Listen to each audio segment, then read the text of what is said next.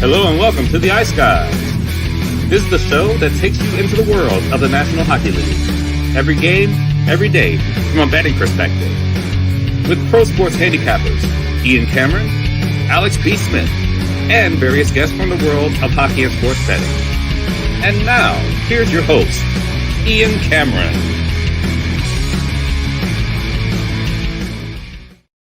Welcome to the Ice Guys, Tuesday, January 2nd, 2024, our first Ice Guys show of the new year, and it is good to be here, Ian Cameron, and we are joined once again by Matt Robinson. Weekly appearances from this guy moving forward, and we're glad to have him because he's been hitting home runs here, hitting them out of the park here the first two shows, doing a great job.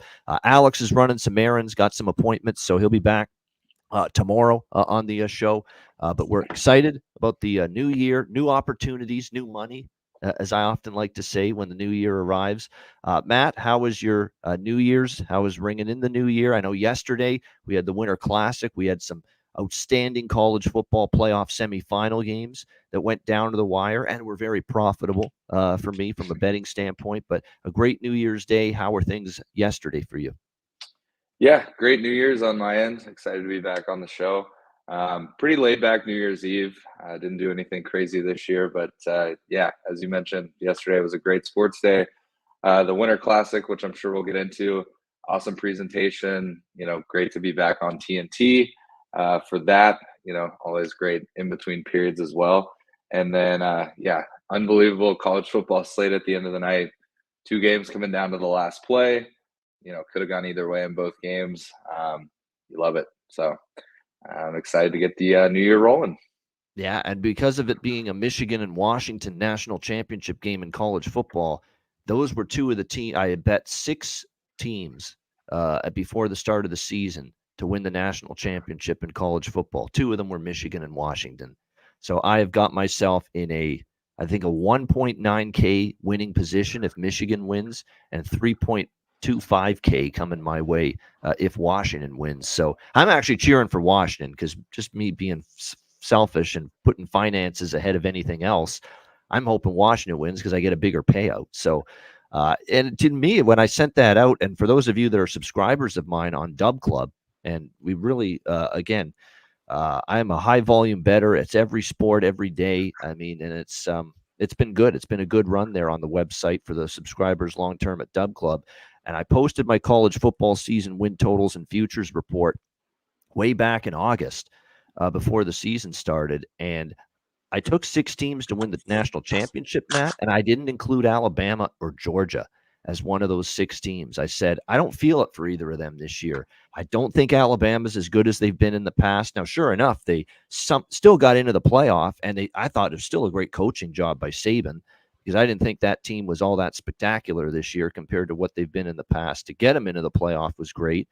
And I just thought, Georgia's a machine. I get it, but it's not easy to repeat. It's just not easy. And you're not getting the value in the betting markets to bet a Georgia Bulldogs team to win the national championship.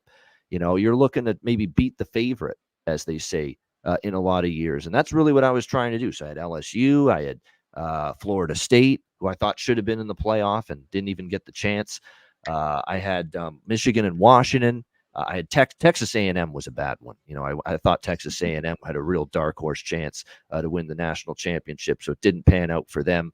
And then there was one more that I took. I'm trying to remember. Oh yeah, it was I think it was Oregon, or it was one of those. No, it's Texas. Sorry, Texas to win the national championship, and they were in the playoffs. So that was pretty good to see that Michigan and Washington got there, and we can just sit back now, Matt, and watch the game. It's like put your feet up, grab your favorite drink. You're going to make a couple thousand regardless of the outcome Monday night in that game. So that's a pretty good feeling to have. Yeah, most definitely. And I think you're pretty on point with maybe leaning towards Washington, not just because of your bet. But I just think, going into yesterday, Alabama obviously gave themselves a chance. They were actually winning late in the game. I thought they were going to pull it off and Saban was going to be the hero once again. But yeah, with Washington, the difference with me, Michigan had a big win over Ohio State. Texas had beat Alabama. Alabama had beat Georgia. But Washington had to play Oregon twice this year. They'd played some other good Pac-12 teams. Utah was no slack team this year. USC had a fire offense. So then beating Oregon twice, and then now, finishing it off with Texas, being able to, let Texas back in the game, but finding a way to win at the end. I just feel like they have that, that intangible, ability to get through adversity. So I'm leaning towards Washington. I know Michigan's got a great team, and they found a way to win late in the game as well. But yeah, if I'm taking somebody, it's gonna be Washington next Monday. So you heard it here first. You heard it here first. I'll be. I don't even need to bet it, but you got to throw out a recommendation for those. Like, I always have people that when they subscribe, it's throughout the year. Like, there's people that weren't with me in August when I posted this report, and they're going to say, "What do you mean you don't have an opinion on the game?" Well, in my position, I don't need to bet the game, but for the purposes of you, because you just subscribed a couple weeks ago, and you didn't get in on that report in preseason, I got to give a recommendation. For me, too, it would be Washington plus the points next week. They've proven it enough, right? How many times do we have to keep disrespecting that Washington team before we start paying attention to see how good they are? And they've got, I think, the better quarterback in Michael Penix Jr. Now, that Michigan defense is no joke. It's going to be a good, tough matchup for them. But, man, they have been able to move the ball on anybody, they have played this year. So I think that's the side I'd be looking at, too. Turning back to hockey, some quick notes on hockey before we get into the Tuesday card. The Winter Classic, credit to Seattle, great performance, 3-0 win. Joey Daccord, outstanding. I love the idea that TNT had of the Coco Cup for the outstanding player, the MVP of the Winter Classic. They awarded it to Joey Daccord. That was great. The TNT guys killed it again. Wayne Gretzky, Biz, and Liam McHugh. Liam McHugh's become like the Ernie Johnson for the NHL panel. Like, he's just a great point guard, if you will. Like, he's just so good. He just directs the proceedings so perfectly, and he blends in so nicely with the player panel on that TNT crew. Anson Carter, great job as well. They're all fantastic. You see the little skirmish with Biz and the Seattle Kraken mascot. That was pretty funny, seeing that during the second intermission. Shout out to Hart, by the way, Nancy and Ann Wilson. Wow, those sisters still can rock. I mean, my goodness, that performance in the first intermission was absolutely outstanding. Barracuda, as I've done many times here on this show. Great job by that the iconic rock band, female rock. One of the first, actually. They really blazed a trail for future generations of female rock bands. Hart, outstanding performance in the first intermission. Great to see that, and just a beautiful event, as it always is with the Winter Classic. And a credit to Seattle now, who are, I think, 7-0-2 in their last 9 games. Like, all of a sudden, here they are 1 point out of a wild card spot with this run. So I think we sprinkled the ashes over the Seattle Kraken casket a little too soon, and maybe when it comes to their season. But any thoughts, Matt, on that yesterday? Yeah, I thought it was an awesome event. I thought the city of Seattle did a great job, turning the Mariners Stadium into a rink. I thought there were some funny parts. The fish going across the players as they're walking on the ice was just sort of a funny touch, a little cheesy, but in a good way. The antics with Biz and Bowie were obviously elite, fighting on stage and things like that. So I thought they did a great job. I thought the music was great. The performances in between periods, Sir Mix-a-Lot bringing the team out was hilarious. Just a great event, and I always look forward to it on New Year's. You may wake up with a bit of a hangover. Game comes on at noon Pacific. You can watch hockey outside. So always a huge fan of the game. I went to the one in Dallas a few years back, and it was an unbelievable experience there. And it seems like every city just keeps doubling down on it. So, yeah. That's great. And obviously that was big, to get that Winter Classic event in Texas, non-traditional hockey market. And that's what they're trying to do now. You've seen Carolina's had an outdoor game, not a Winter Classic, but they've had an outdoor stadium series. They had one of those games there. LA's had it they're trying to get it out to the warmer weather states, the non-traditional hockey markets. And look, they're supporting it. So it's great to see. It's a great environment yesterday. And yes, before we get into Tuesday's NHL card, I do have to talk a little World Junior Hockey Championship. And yes, Heartbreak City for Canada earlier today as they lose 3-2 to Czechia. And it's just hilarious. Every year, Canada has a disappointing result in the World Juniors. They don't win gold. They finish below expectations. Everyone just says, "What a disaster! What a disappointment! Terrible!" And they act like the world's coming to an end. Newsflash! And I have to put this public address announcement out there every fucking year when Canada falls short in the World Junior Hockey Championship. Okay, let's explain something here. The other countries are developing hockey players and youth hockey at a greater level than we've ever seen before. That's number one. And if you're Canada too, because these other countries are making hockey for youth cheaper, that's a big problem here, is that you're charging parents too much to put their kids into youth hockey. The prices are a joke. Let's call it like we see it. It's ridiculous how much money is charged for kids to get ice time in rinks in this country, and it's stunting their development. We're in tougher times now with our economy. We've had all kinds of financial setbacks in our lifetime, and we've got to really examine. And this is on Hockey Canada, but Hockey Canada is not interested in. Let's lower the cost of youth hockey for parents and for families. No, their focus has been cleaning up their own shit for the last 2 years, cleaning up their mess for these absolute disaster, despicable crimes of theirs.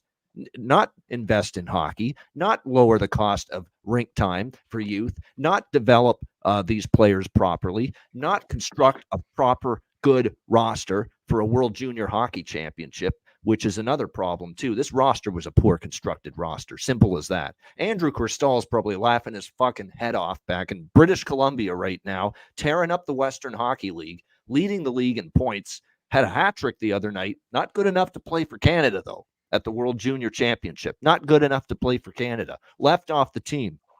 Height, same thing. Top OHL scorer. Not good enough to play for Canada. And yet you got guys that you can count on one finger how much they produced offensively in terms of points. One finger. That's it.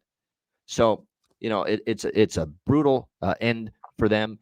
But before people say, and you can be disappointed, but don't act like Canada, it's your God-given right to win every international hockey tournament, because that's just simply not going to happen anymore. Okay? The other countries are getting better, much better, and now it's not it's not just Canada's to win anymore. We got to get rid of the arrogance that still exists here for some people, that whenever we lose, it's a flaming disappointment and we can't give anybody else credit. And nobody ever talks about the teams that win. When we get bounced, we're always talking about what we did wrong. Let's give the other countries credit. Let's give them credit for getting better and developing players better and keeping costs for youth hockey lower than the fucking arm and a leg that are being charged for youth to play hockey in this country right now. That's a complete and utter fucking disgrace. What families have to pay to get their kids into youth hockey right now. Absolutely disgraceful. And until that changes, you're going to have problems. And you're going to have moments like this where you get bounced early in an international tournament. Simple as that. So calm down with the hysteria. It's not our given right to win every single event, and it's not possible anymore to win every single event. This elimination today, it is emblematic of the trajectory of international hockey right now. We are no longer dominant in this sport every single time, period. Other countries have caught up, and now for Canada, World Juniors, World Hockey Championship, this international best on best that the NHL is going to be announcing soon, it is going to be a battle for this country, a battle for Canada to maintain supremacy. You better believe it. So there you go. There's my stance there, Matt. Mic drop. No, I love it. And it's interesting perspective, because coming from the U.S. and, watching the U.S. progress over the last 20 years to kind of even the playing field, it's been interesting to see. But yeah. Yeah, and it's and by the way, U.S. Just absolutely ran roughshod over Latvia, and Sweden is up on Switzerland right now. But the big news, of course, Canada bounced in the quarterfinals after back-to-back gold medals. Fun tournament, though. And the sad thing, too, Matt, is Canadians try to make it sound like they're this diehard hockey fans. Half of them aren't even going to watch the rest of the tournament. Let's be serious here. Half of them are just going to tune right the fuck out because Canada's out. Oh, woe is us. Canada's out. can't get into this tournament. If you're any kind of hockey fan, you're not doing that shit. You're watching because there's still good players, there's still good teams, good countries, good talent. You're telling me a true blue, die-in-the-wool hockey fan is not excited for this potential collision course we might see in the gold medal game with USA and Sweden? That's not going to get you excited? Two terrific countries, two loaded rosters. But no, Canada's out. There's people that, with Canada being out of this tournament, you could put US, Sweden in their backyard, they draw the blinds. Mm-hmm. That I can't stand. That Yeah. if you're calling yourself some kind of big time hockey fan and you're pulling that crap, that I will not tolerate. You're no hockey fan if you're doing that. If you're just totally blatantly ignoring this tournament, you're waving the Canada pom-poms and the flag, but once Canada's bounced, you couldn't give a damn about the rest of the tournament. That I don't respect. Simple. If you call yourself a hockey fan, I don't respect that. For sure. Yeah. And my only complaint about World Juniors, I love the tournament. Here in the US, the only way to watch games is NHL Network, which, a lot of cable companies have gotten away from. So it makes it really challenging to watch these games. I know Canada, you've got TSN, you've got other options, but that's been frustrating. I love watching World Juniors. And again, as you mentioned, you get that USA Sweden game potentially in the gold medal game. There might be 15 NHL players in 3 or 4 years that are in that game. It's hard to not want to watch that kind of stuff as a hockey fan. But yeah, I mean, I feel like in years past, USA has been bounced early. I still will watch the gold medal game every single year. So it's a shame that that's how things are going in Canada right now. Exactly. I mean, people love the NFL. People love the NFL so much, their own team could be out of it in week 3 and they're still watching. You have no problem watching the NFL and the playoffs and the Super Bowl when your team stinks and your team's no good and they're knocked out of it early. If you're any kind of hockey fan, give this tournament that respect. Yeah, Canada's out. Who gives a shit? Watch the rest of it because there's still good teams in there. Anyway, let's get into it, Matt. We got the Tuesday NHL card, Boston and Columbus to kick things off. We got the Bruins minus 230 road favorites here in this game, 6.5 being the total here in this matchup. The Boston Bruins, we took a shot with them against Detroit on New Year's Eve. It had been a kind of a house of horrors for the Bruins playing the Red Wings. The Red Wings have played Boston very tough as well, but they get the job done. That's now 3-0 since the Christmas break ended for the Boston Bruins, beating Buffalo, New Jersey, and Detroit. A 5-3 win. We did have a piece of the over, though, in that game, so it wasn't all bad with that Bruins-Red Wings game on Sunday. They'll look to keep things rolling here against this Columbus Blue Jackets team, which has gone to overtime in 3 straight games, 4 of the last 5. The question is, will that happen here in this matchup with the Bruins and the Jackets?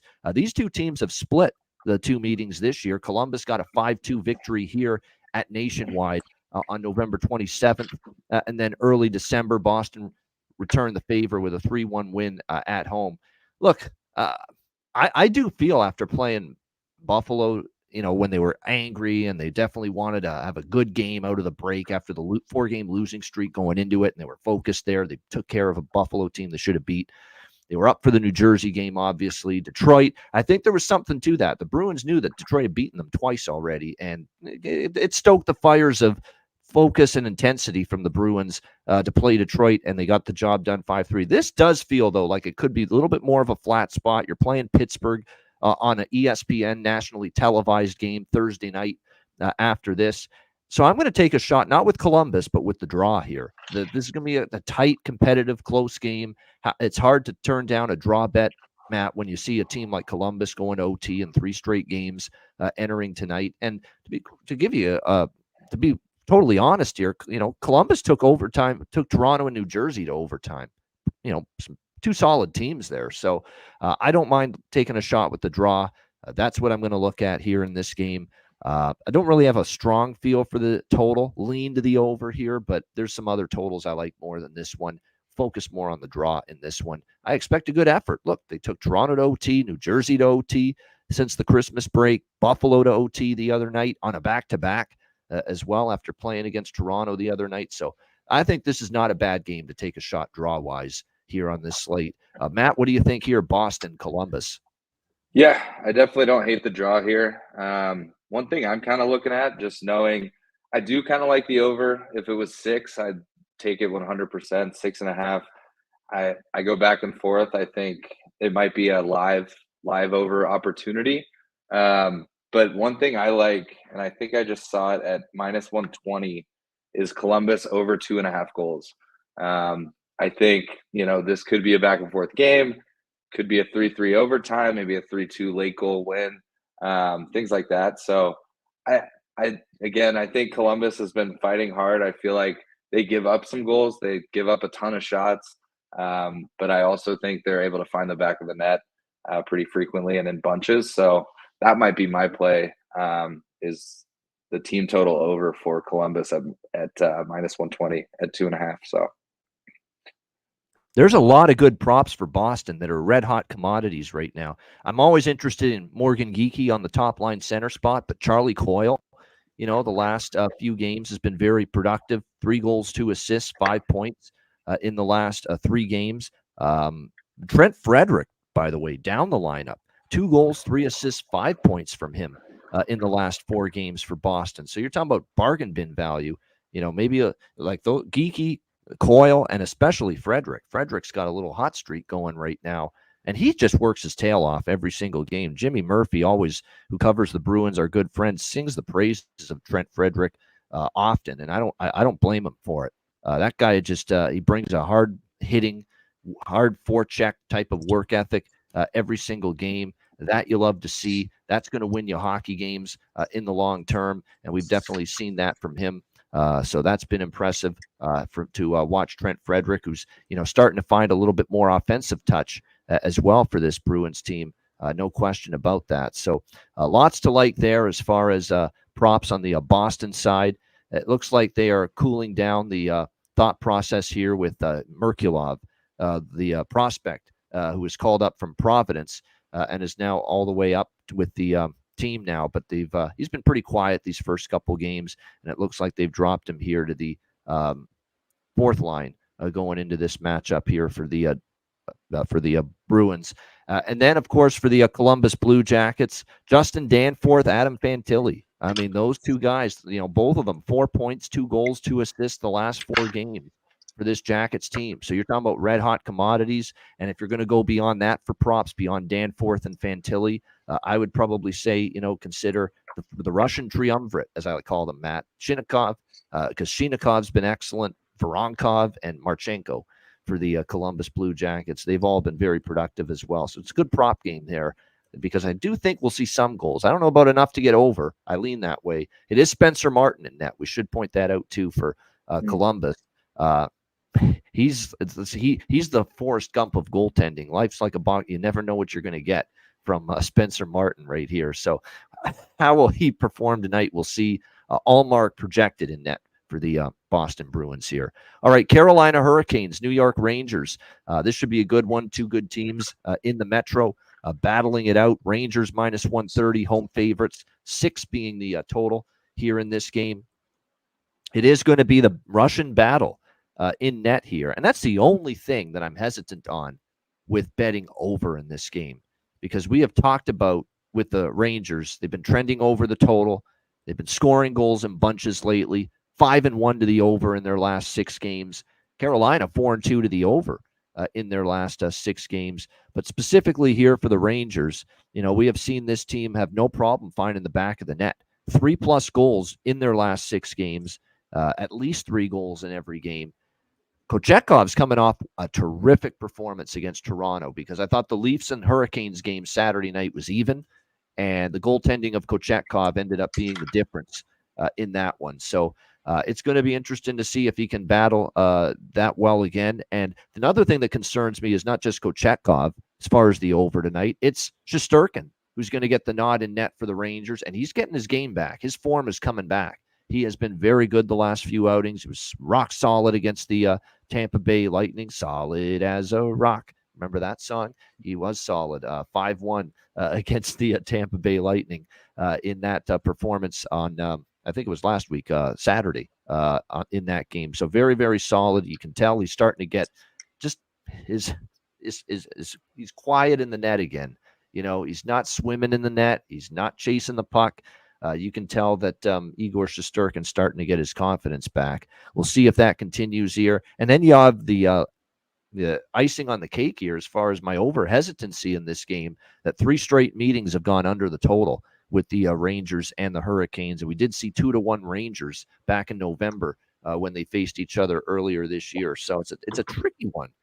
Because these are two teams I kind of want to bet over. Carolina's offense is picking up. Rangers are firing the puck in the net repeatedly ad nauseum as of late. So I might pass on it, but I definitely it's one of those games where you look back on it. If it goes over, I'll be frustrated. But I honestly could also see 2-1, 3-1, because I guarantee you, if those two goalies play the way they did the last time I saw them, Kochetkov versus Toronto, Shesterkin versus Tampa, this easily could be a 2-1, 3-1 kind of game tonight. What do you think here, Matt? Hurricanes, Rangers. Yeah, I agree with you on a lot of those points. I think going into the card, I felt really good about the over, but then there's some stats there that scare me a bit. And I do think both goalies are good, but at the same time, I think both teams are rolling offensively. It's one of those games to me. You know, if you told me there was going to be 5 power plays throughout the game or more, I would lock in the over 100%. But, you know, if they call it, or if they let the guys play, and it, you know, I could easily see it being even a 1-0 game, 2-1 game. I did see, I think it was Lando in the chat said 6 straight games between these two. The underdog has won the game. And again, I lean Canes a little bit, not just because of that stat, but they're just playing so well lately. But again, it makes it tough knowing that Shesterkin can come out at any given night and, you know, put up a shutout. So I'll probably pass on the sides. I may take the over just given that it's 6, or may even just look into a first period over. You know, maybe it's 1-1 after the first, and then things slow way down. Usually when it's 5.5 or 6, you get pretty good odds on the first period over. I think it's showing 120 minus 125 right now, which for a first period over is pretty fair. So maybe I'll play that. But yeah, as far as the sides go, I mean, I lean Carolina if I had to put, you know, a bet down, but I'll probably stay off this one just given, you know, the new year and both goalies have been playing well. It could be a 5-1 game, but either way, or it could be a 1-0 game. So just don't have a lot of feel for this one. Yeah, Svechnikov, Aho, Jarvis, Nason, 4 props for Carolina. Definitely, they're on fire, all 4 of them right now. We've talked about Nason before, still on the second line on the power play, but Aho's rolling, Svechnikov's rolling. Jarvis is really starting to heat up. Man, is that ever a good sight for Carolina Hurricanes fans, because they've been waiting for him to start finding his footing, and he suddenly is for them. And then for the New York Rangers, Artemi Panarin, we just saw him have a hat trick, 7 points in the last 4 games, 6 goals, 1 assist. Kreider with 2 goals, 7 assists, 9 points the last 6 games. We've talked about Blake Wheeler before, too. 1 goal, 5 assists, 6 points in the last 6 games for him. But no doubt Kreider and Panarin for sure are heating up for the New York Rangers. Throw in a little Alexis Lafreniere as well. He's got a goal and 3 assists, 4 points in the last 3 games for the Rangers. So we'll see how it goes. This side, I want nothing to do with this side, quite honestly. These are 2 teams I'd rather back now than fade. Let's put it that way. So there's no reason to bet a side. As far as the draw, I just don't like the price enough, because with this game being close to even money, you only get like plus 340 or so with the draw. You don't get as good of a price. And to be honest with you, we have not seen overtime in the last 10 meetings between these 2 teams. And we have not seen Carolina or the Rangers go to that many overtime games recently either. So this is a draw that I'm going to stay off here in this one. I actually see a couple of books out there that have 5.5 with this total. I thought it was 6 everywhere, but there are a couple of 5.5s juiced a little bit, but 5.5 minus 125 at the score bet. It looks like there's a minus 135 at FanDuel, but there's an over 5.5 minus 125 at the score bet, the Ontario-based sports book. So at that number and price, I will lock in a small over bet, 5.5 minus 125, just based on what we're seeing from these 2 offenses. All right, Washington, Pittsburgh. We've got the Penguins minus 180 The total 6 here in this game. I just don't feel comfortable laying this price with Pittsburgh. And I know I took a shot with St. Louis. St. Louis or Pittsburgh beating St. Louis on Saturday was the first time that the Penguins had won as a minus 175 home favorite or larger this season. But they're still only 1-3, as a home favorite of minus 175 or more. I don't feel comfortable laying this price with them. However, they've won 3 in a row, 5 of their last 6. You're seeing them turn a bit of a corner. The offense is starting to roll. The power play is back in gear again after that brutal stretch they had where they almost 40 attempts with the power play without a goal. Suddenly the power play is cashing in. They had a nice 3-1 win against the Islanders, although the Islanders, I thought, had the better of the play, but Nedeljkovic had one of his best games, playing some really good hockey. So while I don't want to lay this price with Pittsburgh, there's no way I'm taking Washington either here in this game against this Penguins team, which is starting to play a little bit better, especially a Washington team that I don't want to make it sound like they're completely coming back down to earth, but they have lost 4 in a row. You figured, there was going to be some regression. This team finding out that maybe they were overperforming expectations a little bit the last few games, and it's starting to look that way. 4 straight defeats against the Lightning, Rangers, Islanders, and Predators going into this game. I do like this draw a little bit, though.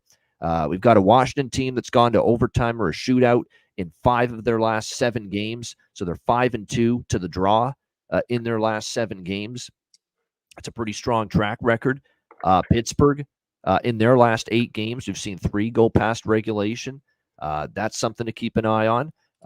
We've seen shootout or overtime 2 of the last 6 between these two rivals, although the rivalry's kind of cooled off a little bit between them the last few years because Washington's not as good. Pittsburgh's not as good. But there is still Crosby on one side and Ovechkin on the other side, and that'll get some hype going into tonight. But for me, just a small look toward the draw here in this game. We'll see what the goaltending matchup is. I know Washington, Pittsburgh historically, there's been more overs than unders, but I want to know what the goaltending is. It looks like Kemper and Jari. I'm not a big fan of Kemper in terms of his season overall. 3.16 goals against, .892 save percentage. He's given up 5 goals in each of his last 2 starts against the Islanders and the Rangers.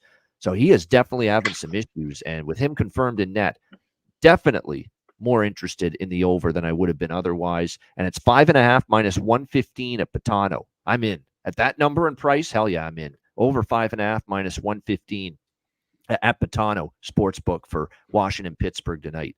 Matt, what do you think here? What do you like, Capitals, Penguins? Yeah, I love the over at 5.5. I think 6 is maybe being optimistic at a potential push bet. The draw might be worth sprinkling a bit on, just given the history of the 2 teams. And then as far as props go, I tend to do it every time these 2 teams match up. I'll do a player prop of Ovi and Crosby to each record at least a point. I think Ovi's like minus 180 because he's obviously had a slower start to the year. And then I think Crosby's like minus 300, but you can usually get some decent money, maybe throw 2 points on each of them as well. Just something to make it fun. Or you could do like both of them to score, which I think would be, plus money for both of them. Crosby's probably pretty close, but anyway, yeah, I always like to do something fun just given the history of the 2. But yeah, finding over 5.5, I'd probably stay off it at 6, but at 5.5 minus, what'd you say, 120, 125? I feel like that's a no-brainer. Just given Kemper being in, Jari's been up and down, had some great games, had some off games. Pittsburgh, you never know if it's going to be a 7-0 game, which would hit on its own. So yeah, I would definitely lean towards the over on that one. Sides-wise, I definitely wouldn't play Pittsburgh minus 180. You can take a chance on the Caps plus 150. Obviously, some good value there, given that I do feel like it's sort of a toss-up game. But, Pittsburgh at home, the Caps have started to struggle a little bit as of late. They kind of were heating up and then, leveled off a bit. So probably stay off the sides there. All right, fair enough. Good stuff. All right, in terms of props, I'll throw out a couple for Washington. Mantha's been better lately. Wilson and Strome, no issues there. Ovechkin had that power play goal, and he's been kind of quiet since then. But for Pittsburgh, there's a bunch of different players that are worth a look because there's multiple players feeling it right now. Malkin's heating up. Riley Smith's been pretty good lately. And the one that's really given this Penguins team a boost since he returned to the lineup mid-December is Rickard Rakell. 2 goals and 5 points in the last 5 games here for the Pittsburgh Penguins. So keep an eye on his props maybe tonight. Rickard Rakell has returned, and he's made an impact here for this Pittsburgh Penguins team, which has been good to see. And part of the reason why we've seen this team be a better offensive team here in recent games. Like I said, Malkin with 5 points over the last 4 games, including 3 goals. Riley Smith's got 4 points in 4 games. So those are the ones really mainly getting the job done. And if you're looking for the lineup value for the Pittsburgh Penguins, we did have, for a time there, we did have Puustinen and Drew O'Connor up on the top 6, but it looks like Mike Sullivan's dropped them back down to the 3rd line. Lars Eller's another candidate. 2 goals against the Islanders in that victory, 3 in the last 4 games. So there's another one that might be under the radar, starting to heat up offensively, like many of these Pittsburgh Penguins have been doing the last several games. All right, let's move on. Montreal, Dallas. We've got Dallas minus 300 home favorites. Matt Robinson's Dallas Stars. The total 6.5 here in this game. As usual with the Dallas Stars against a inferior opponent at home. It's an astronomical price, not one I'm interested in. But we did see Dallas lay the smackdown in a big way. They kind of fiddly fooled around with Chicago in the first game of the back-to-back against the Blackhawks. And then they did not fiddly fool around with Chicago the second game as they took care of business big time against the Blackhawks on New Year's Eve with a big beatdown, 8-1 over the Chicago Blackhawks in that game. So it was a pretty impressive, dominant performance. And shout out to, and didn't I? We actually called it on this show. We said the first game against Chicago, it was the Hintz, Robertson, Pavelski line that really dominated the game offensively. And I said, that's pretty good, and they're capable of doing that.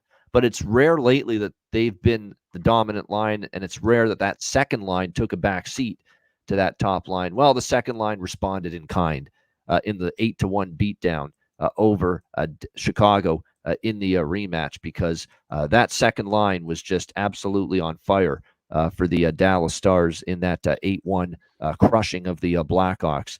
Mason Marchment getting the Hattie. Seguin, what did he have? 2 points on that line as well. Duchesne, a multi-point game as well. And that group, I mean, we've talked about it. No one knows that better than Matt either. Seguin, Marchment, and Duchesne, they've been absolutely outstanding here for the Dallas Stars all season. So, you know, from a prop standpoint, they're all good value right now as far as props are concerned. I like that angle from Cuban. Dadonov tonight, sneaky pick because he played for Montreal. It's that former team angle. He wasn't there long in Montreal, but you could definitely see maybe him making an impact offensively here tonight in this game. Scott Wedgwood once again in net with Jake Ottinger still on the IR. It'll be Sam Montembeault getting the nod for Montreal here in this game.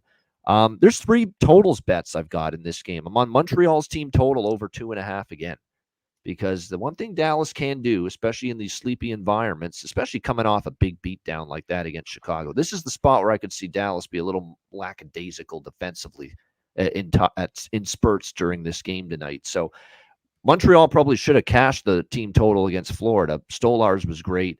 They did cash the team total for me against Tampa Bay in their last road game. They lost 4-3, but the Canadiens hit the over 2.5 for me with their team total. I'm going to go back to the well with that. I don't know if I have enough confidence to take plus 250. But I might sprinkle on it, but I like the draw a little bit here as well in this. I think it's a close game. I think Montreal is going to bring it tonight. It's funny how this Canadiens team is. They play good teams on the road. They're a thorn in the backside. You know, we've seen it over and over. Remember when they went out west, they played Vegas. They gave Vegas a hell of a tough game in that one. So those are the looks here for me. A little bit on the draw. The Montreal team total over 2.5 specifically, and it's even more than that. 2 favorite looks. Let's go back to the well with first period and full game over with the Dallas Stars. I mean, obviously it came through against Chicago in the last two games, both the first period and the full game over. So we had that little 2-game losing streak with Dallas first period overs after the 11 straight first period overs they had. Then we went to 11-2. Well, now it's back to 13-2 in the last 15 games for Dallas first period over. So going back to that, I haven't talked to Alex today. I haven't checked his card. I don't think he sent it yet, but I'm sure that'll be on his card too, without a doubt. And I'm also going to get in on that first or full game over as well here in this one. Also, like Anderson and Slavkovsky, yet again, surprise, surprise, for player props on the Montreal side. Undervalued. They're both in the top 6. I'll throw out those Suzuki for sure. 10 points in the last 8 games. And Mike Matheson, the blue liner, 1 goal, 6 assists, 7 points in the last 6 games for Montreal. So some good prop options there for the Montreal Canadiens tonight as well.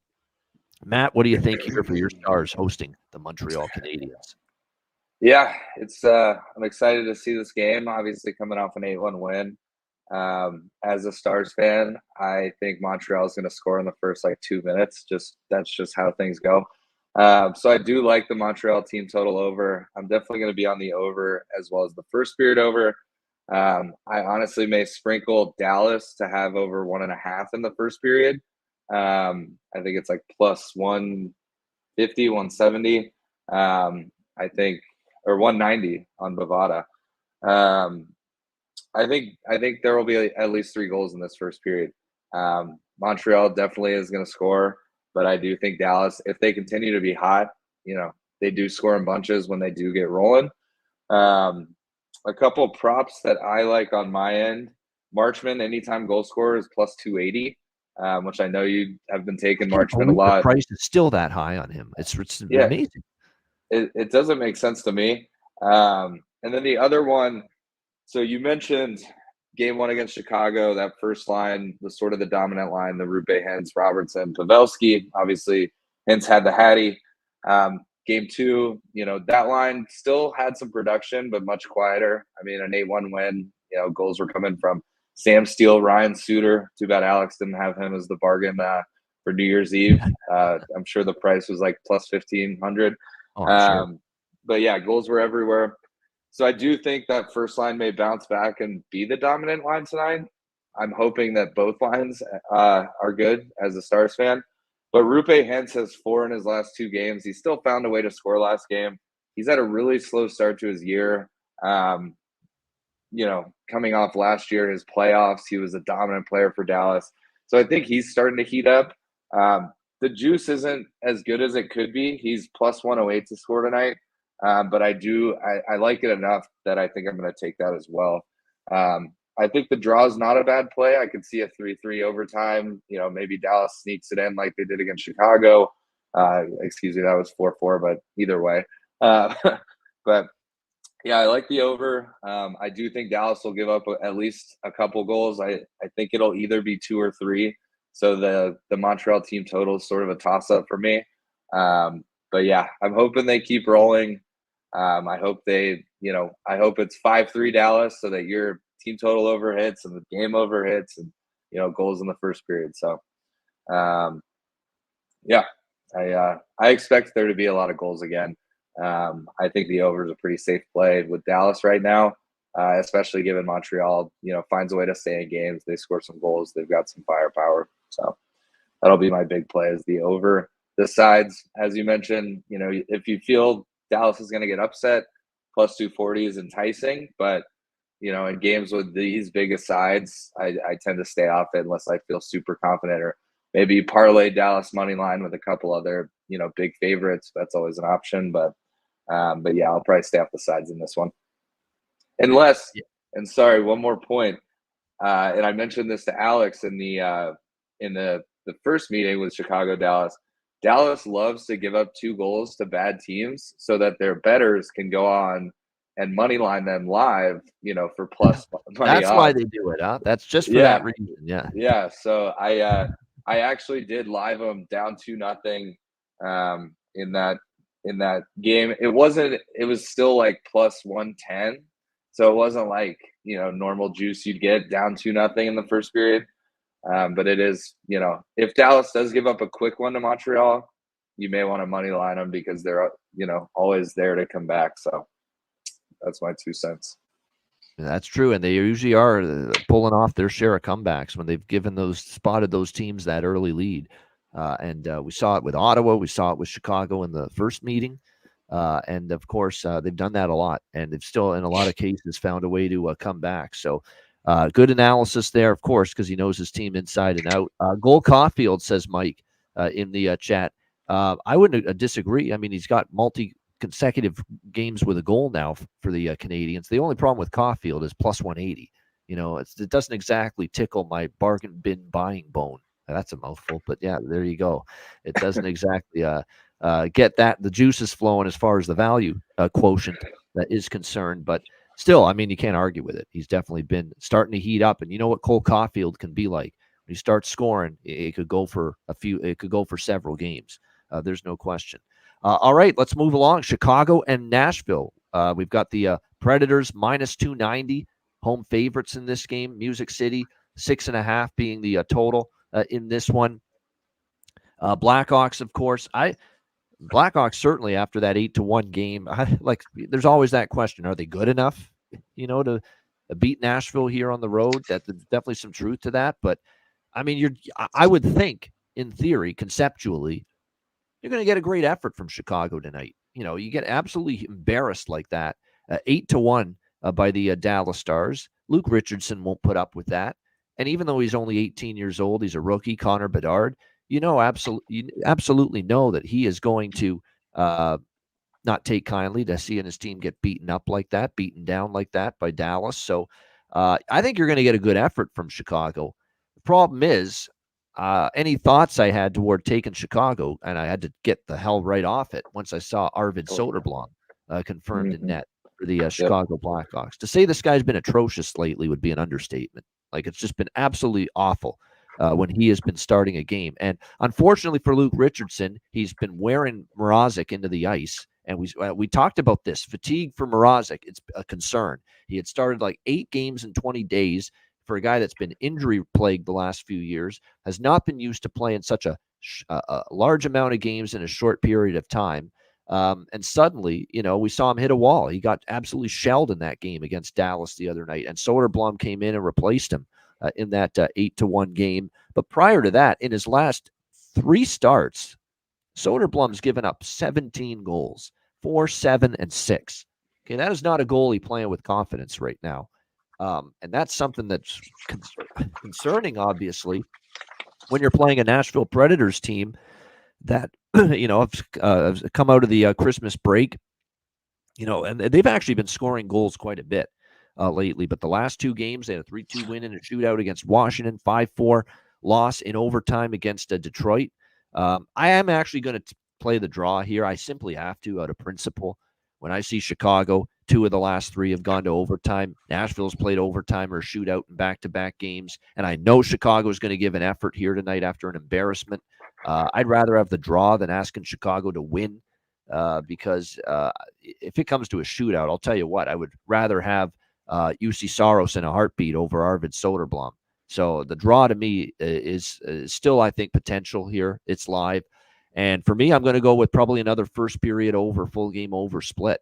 I mean, it's been pretty crazy to see here with Nashville that, we think of this team going way back when Barry Trotz coached them as this under machine.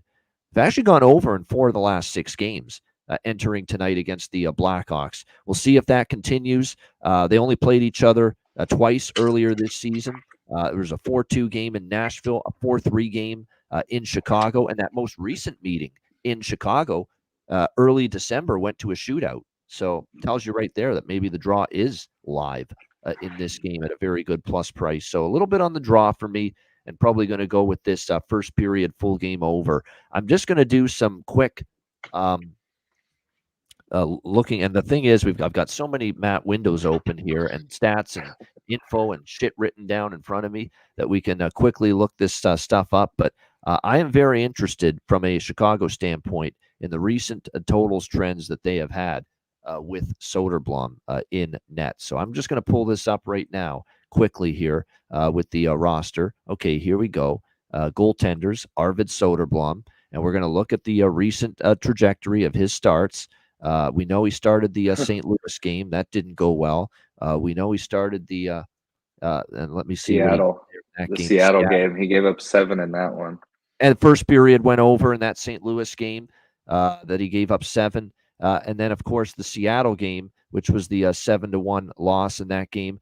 First period also went over. Full game went over. So we've seen a lot of first period, full game over dual cashes in Arvid Soderblom starts lately. So, yeah, sign me up for that. What do you think here, Matt, Chicago, Nashville? Yeah, I thought the same thing when I saw plus 240. You got to think Chicago's due for a win. But once I saw Soderblom, I'm definitely not taking that side.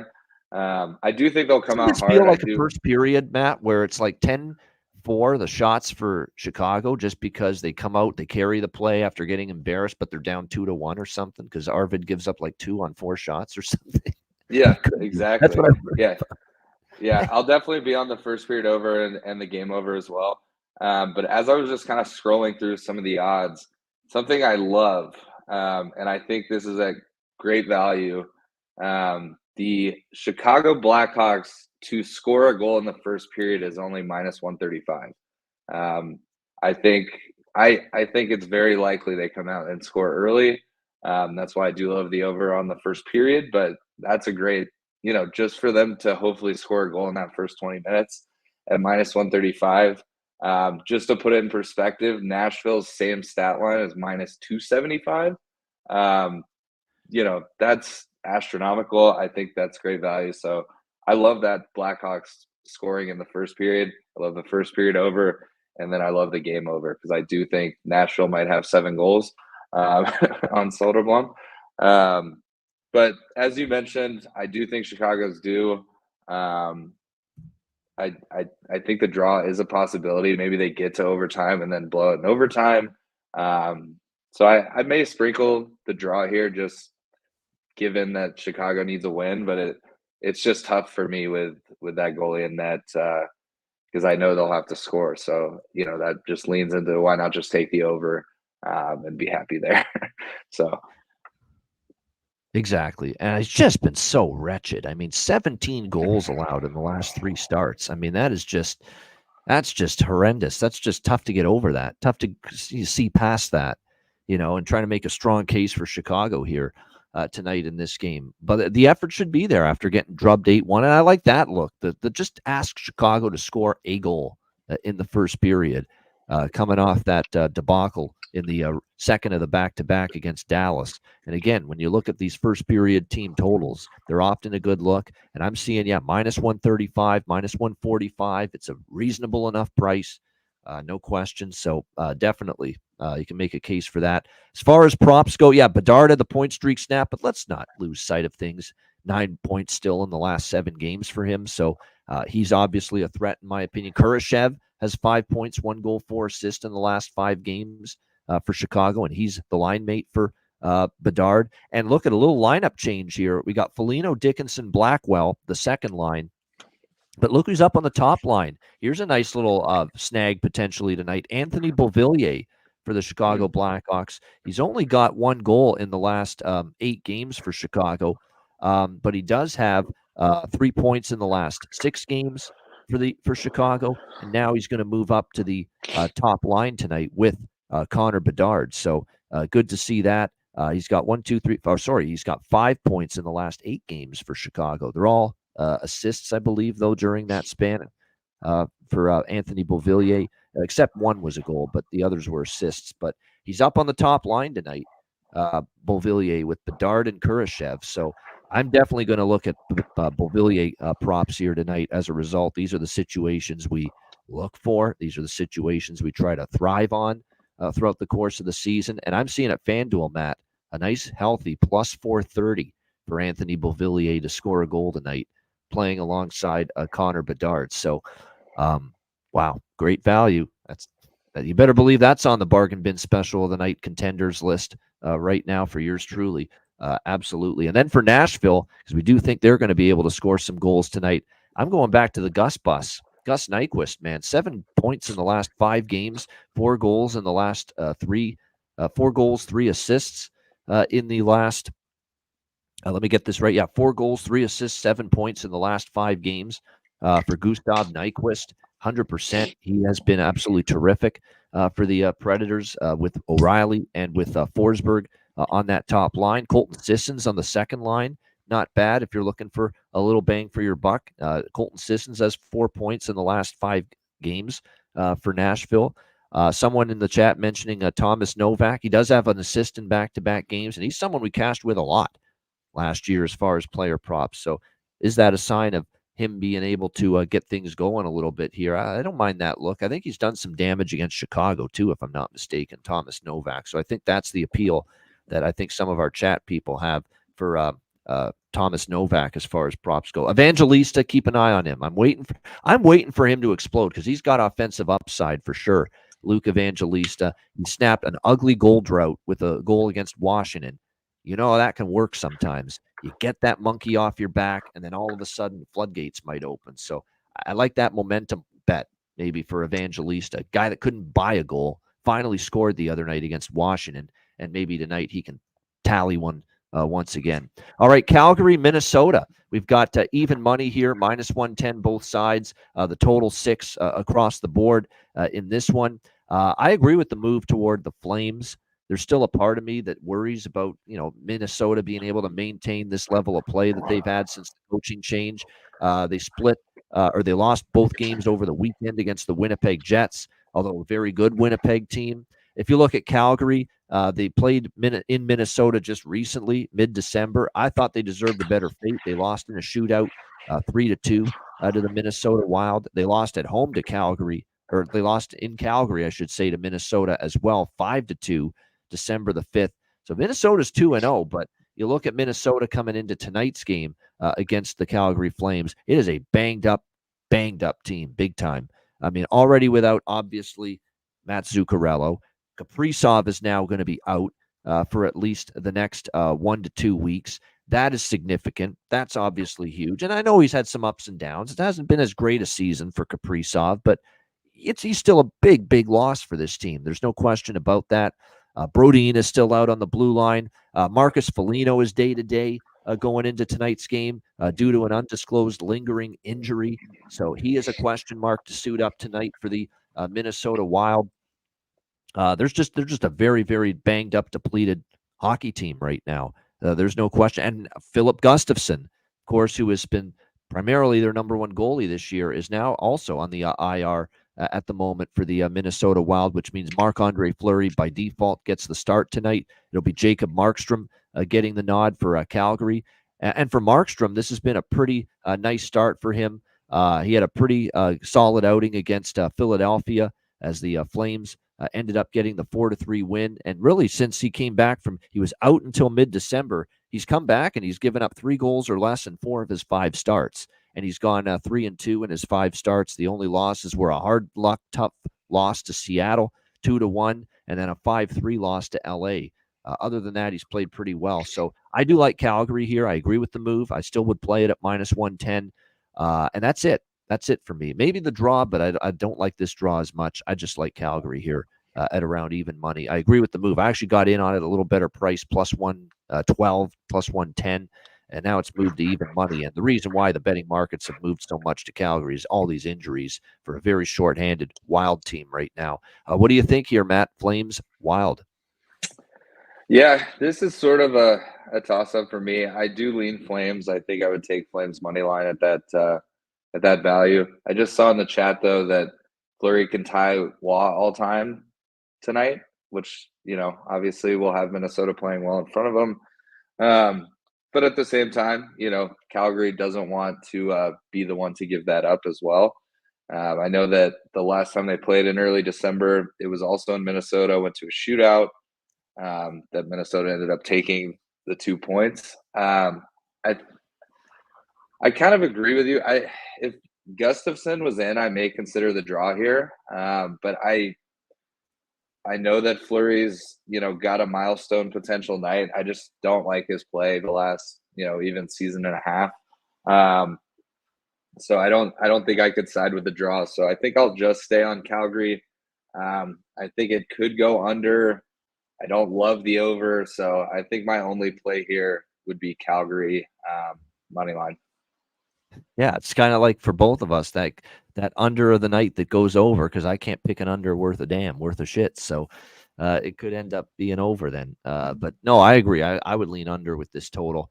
Minnesota's playing tight, low-scoring hockey right now for the most part.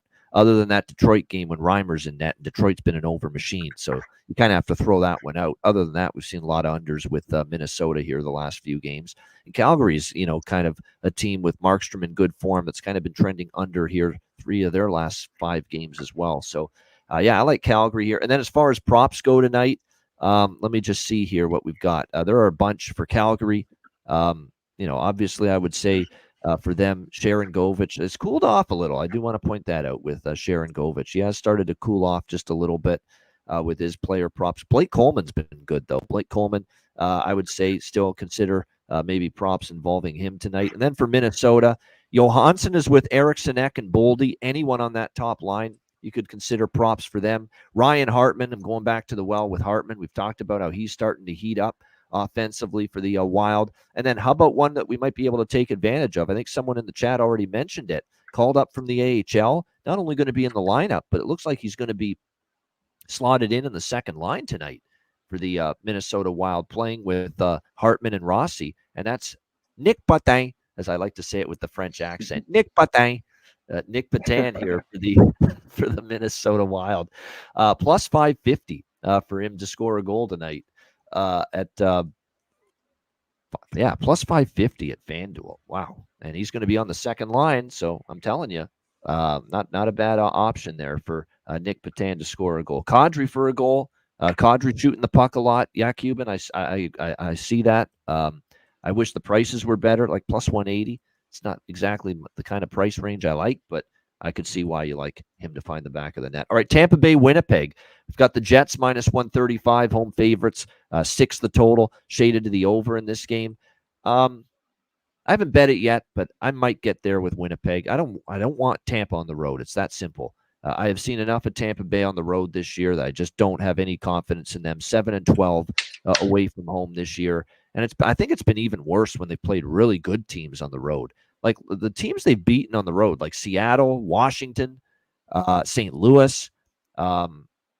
They did beat Edmonton, but that was a game where they got outshot 57-24. And Vasilevsky had one of these, Marty Brodeur performances, which we know he's capable of. But my goodness, right now he has been up and down really since that game. And I just like what I'm seeing out of Winnipeg. They've played great hockey. They're 7-3 in their last 10. And the losses were 1-goal loss in a flat spot to San Jose, 3-2 loss in overtime to Montreal, and a 2-1 overtime loss in Chicago in a game they outplayed the Blackhawks that night. So, and they just beat Minnesota back-to-back. They also have home wins against Boston and Detroit during this stretch of games. Winnipeg's pretty good at home, 12-7 going into this game. They're also a little bit of a healthier team right now. I shouldn't say they haven't missed Kyle Connor. Kyle Connor is an amazing offensive player. We know that. They do miss him, but it hasn't felt like they've missed him because they haven't skipped a beat without Kyle Connor in the lineup, Winnipeg. And Scheifele's been producing, and Gabe Velarde's been red hot since he's been back.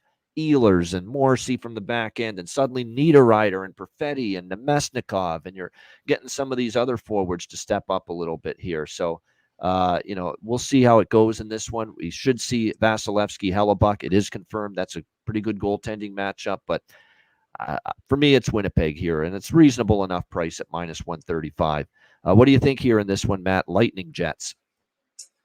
Yeah, I agree with you on I can't take Tampa on the road this year. They just have been so inconsistent. And as you got into, the teams they are beating are bad teams. And I think Winnipeg's played some really good hockey this season. Any given night, Hellebuck can be a stud. The one play I really like here, and I may also take the money line because it is pretty good value, but 3 straight home puck lines for Winnipeg. And again, as you mentioned, Boston, Detroit, and Minnesota. I mean, Colorado, Boston, they beat 6-2 here. I mean, my goodness. Yeah, they're home performances. Yeah. And I'm showing like anywhere from plus 175 to even plus 185. Which to me, with Hellebuck in net, he's going to have some juice. Hellebuck, Vasilevsky, 2 of the better goalies in the league. he always is going to want to play well against a guy like that. And I think Vasi's he's taking a step back this season, and there could be injuries involved. I know he was out for some time, but he just hasn't looked like the same Vasi, especially on the road. So yeah, I love Winnipeg here. I would definitely take the money line if you want to be safe, but I think I'm going to put a little sprinkle on the puck line as well, just given the past few games for them and what the value's at there. And you know what's pretty crazy too is the Jets. They've won 3 in a row head-to-head against Tampa, and they've won 5 straight against Tampa hosting them here in Winnipeg. And those were a lot of years where Tampa Bay is one of the best teams in the NHL, winning Stanley Cups, contenders, and Winnipeg's been up and down, and Winnipeg still, had the better of the head-to-head series, especially here in the Peg. 5-0 for Winnipeg. The last 5 games they've hosted Tampa Bay. So if it ain't broke, don't fix it, in my opinion. As far as props go in this game, we don't even have to talk about Kucherov. He's been absolutely amazing. But there's a couple that I want to point out for Tampa Bay, other than obviously the obvious with Kucherov. Hagel is playing on the top line with Point and Paul. Paul on the top line, worth a look maybe as well. And then for Winnipeg, take your pick. They've got multiple players right now in good form for them, but I'd specify Velarde, Perfetti, even Nemesnikov, and even Niederreiter. All of a sudden, here's Nino for the Jets with 4 goals in the last 4 games. So we know he's capable, and we'll see if he can get the job done here tonight against the Tampa Bay Lightning again. But Nino Niederreiter starting to heat up for Winnipeg. All right, Florida, Arizona. We've got Florida minus 170, road favorites, 6 the total here in this game. Panthers, of course, starting a road trip out west. We'll see how they are able to handle it. They won 4 straight coming into this game. A very good homestand for them, winning 3 in a row at home against Vegas, the Rangers, and the Canadiens, but also a road win against Tampa Bay in the mix. So playing good hockey. They did not fare too well the last time they went out west, though. So that is something to a point in mind. I'm not comfortable with Florida in this price range. They're obviously playing good hockey. How about Arizona, though? 6-1 the last 7 games. We talk ad nauseum about how good they are at Mullet Arena, and they continue to get the job done here. 4 straight home wins: San Jose, Buffalo, Ottawa, and then the last game was that 4-0 down to come back to beat Colorado at home 5-4 the last time this team played here on home ice. So I'm compelled to maybe do a small Arizona and draw split here in this game. I would certainly lean in that direction. They actually beat Florida 3-1 at home last year when these 2 teams played as well. So, this Arizona team has just been a nightmare team to play here at the Mullet, where they're 12-5 on the season for this Coyotes team here on home ice. The goaltending matchup tonight is slated to be Vejmelka for Arizona, Bobrovsky for Florida. Now, Vejmelka has had some, struggles this year. Let's put it that way. He was in net for that 5-4 win against Colorado, where he gave up the 4 goals, but he also shut the door from that point on and allowed Arizona to come back. And to be honest with you, over the last couple of weeks, he's been a lot better. 4 straight starts, he's won. He has a 1.57 goals against, .939 save percentage in his last 4 starts, including a couple of shutouts. So I think Arizona definitely could surprise and jump up and surprise Florida here tonight a little bit. So dog and draw for me with the Coyotes here. What do you think in this one, Matt? Yeah, I love Arizona at home, especially given the plus 150. I think I'll definitely dabble with that, just given, how they've been playing at Mullet. I do think Florida, could easily take this game. They've been playing really good hockey as well. But yeah, I'll probably look at Arizona money line here. I do lean towards the over. I'll have to see kind of where it lands, whether I'm going to place it or maybe live it, things like that. And then I do think, just given the fact it's in Arizona, I think I'm going to take the Arizona team total over at 2.5. I feel like, they're able to score goals in bunches at the Mullet. That Colorado game was a prime example. They, give up 4 early and then are able to come back and win that in overtime. So yeah, I think I'm going to take that. I haven't really looked. First period over is a maybe for me. I feel like it's got potential as well.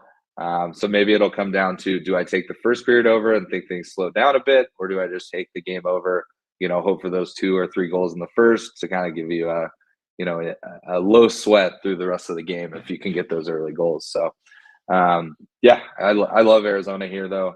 It's tough to not take them plus money at home like that. So, yeah. All right. And as far as props go, there's a lot.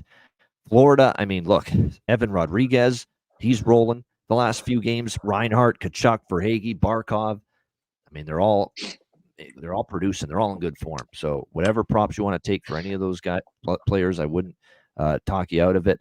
And then on the Arizona side, Krause is starting to heat up again. Matias Maccelli's been good for this Coyotes team in recent games. And I'll especially shout out Alex Kerfoot, the veteran, who's centering that top line and has 2 goals, 5 assists, 7 points in the last 6 games for the Coyotes. And how about Sean Durzi, defenseman? 7 points in the last 4 games for him. So any kind of props, goal, assist, points, or otherwise for Durzi might be a decent option here as well. All right, Philadelphia, Edmonton, Oilers minus 180, home favorites, 6.5 the total.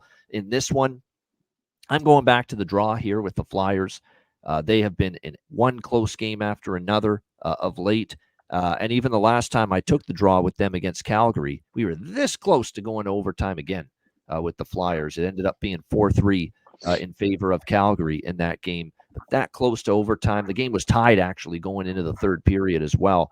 We'll see if Philly can bounce back. They've now lost 2 in a row on this road trip, and it's not going to be easy as they take on an Edmonton Oilers team that 5 straight wins. I think the run is now 15-2. Something like that in their last 7 games. I'm pumping the brakes on stepping in front of Edmonton. I took LA against them, and Edmonton comes back and beats the Kings. Edmonton back-to-back pummels Anaheim, and I thought Anaheim could take advantage of the back-to-back spot for the Oilers, and they were just outclassed for the most part in that game. I'm willing to just say, you know what? Oilers are playing well. I'm not stepping in front of them. That being said, I'm also not laying minus 180 with the Oilers in this spot, coming back home after 2 very satisfying wins on the West Coast. But I'm going to sprinkle on the draw because the Flyers seem to keep everyone in close games that they play, and it wouldn't surprise me to see maybe this be the night Edmonton kind of plays down a little bit after those 2 big wins on the weekend. So I'm going to sprinkle on the draw. That's about it. And yes, Carter Hart, that's a good point with him starting. And Skinner, of course, Stuart Skinner is going to be back in net for Edmonton. But Carter Hart is an Alberta kid. So Sherwood Park, that suburb of Edmonton, is where he's from. So he'll be amped up to have a good start. And it wasn't one of his better games when he played against Calgary the other night. It was the third period was kind of rough for him. So he'll be looking to bounce back. Family and friends, I'm sure, will be in attendance. So, draw for me. Nothing on the side other than the draw. The draw is very live here, I think. What do you think here in this one, Matt? Philadelphia, Edmonton. Yeah, it's tough because Philly, as you mentioned, they find a way to stay in games. I do think the draw is maybe worth the sprinkle here. But at the same time, and I know that's going to be contradicting, I think Edmonton's just been hot lately. They're rolling. They are at home, coming off the new year. I do lean towards the puck line. I think, plus 135, plus 150, something like that is not a bad line for them to win by 2. Because again, I think they can kind of break open if they score a couple early. They seem to be rolling teams pretty bad. I don't know if I'm for sure going to take it. I'm just saying that's what I would play. I'm not going to play minus 180. And then also Edmonton's team total, which again kind of contradicts what you just said about Carter Hart and how he's, maybe he'll, bring it for this game. Edmonton's team total over is 3.5 at minus 125, which I think is a decent play. If you do think Edmonton's going to come out and play how they have been, could Carter Hart ruin that bet really quickly? Absolutely. So yeah, I'm probably going to pass on this game altogether. Maybe a live over if, the first 10 minutes go by and there's no goals and it drops down to 5.5. But yeah, overall, I'd probably play the puck line if anything. But there's just too much uncertainty here. So I'd probably just pass on the whole game.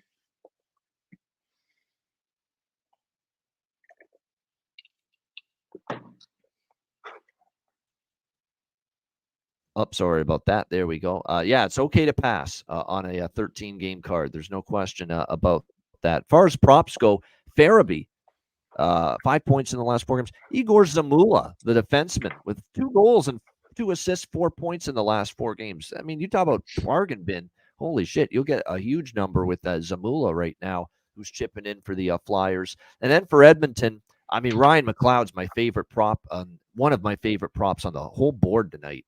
And throw his buddy Fogle in there.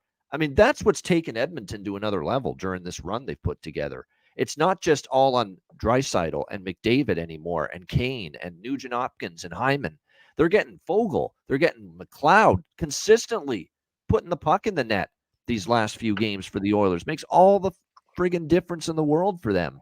They just take this team to another level when they get those secondary, tertiary players stepping up and scoring for them. Fogle with 2 goals, 3 points, 3 assists, 5 points against Anaheim, and 3 goals in the last 4 games. So I like his props, but especially Ryan McLeod.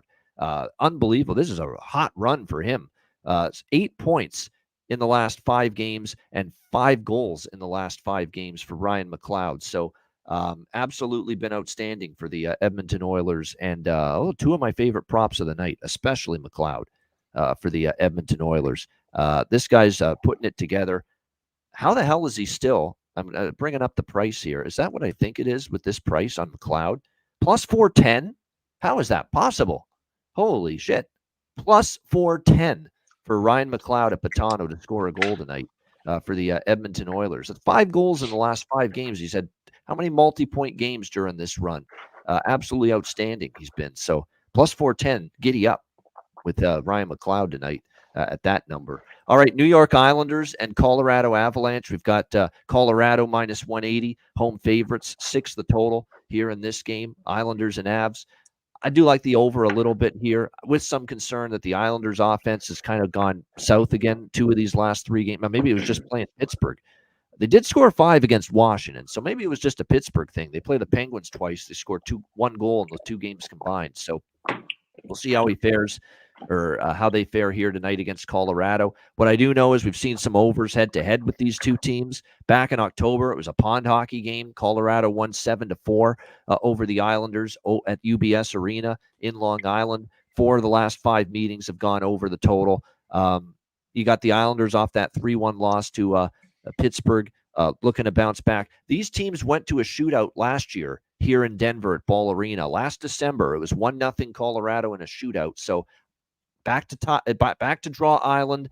We stayed off it for a little bit for a couple of games, but we're going back to the Islanders here tonight with the draw with this Islanders-Avs game, and also over 6 in this game. Varlamov in net for the Islanders. Georgiev, so another little Russian battle. Get your Smirnov out for this game. We've got Georgiev and Varlamov in net here with the Islanders against the Avalanche.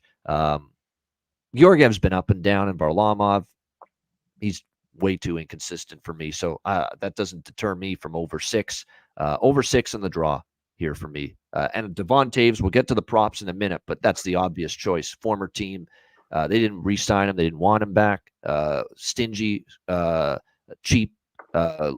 Sweet Lou didn't put out a proper deal to keep him in Long Island. So you got to believe Devon Taves. And I wouldn't just stop at a point prop or an assist prop. I'd maybe take a shot with the goal prop for Devon Taves tonight. I think he's always going to get fired up here playing the New York Islanders after they just basically lowballed him and said to hell with that.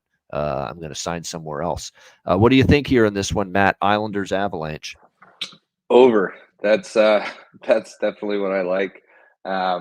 Which is weird. After the last season, I would never put the over on the Islanders, but we've talked about it before. They're a totally different team. The goaltending hasn't been what it was. They haven't been as defensive, and they have been scoring more goals than maybe the traditional Islanders were doing. So I love the over. I'll probably take the first period over as well. I look for a fast start for Colorado. You mentioned Taves.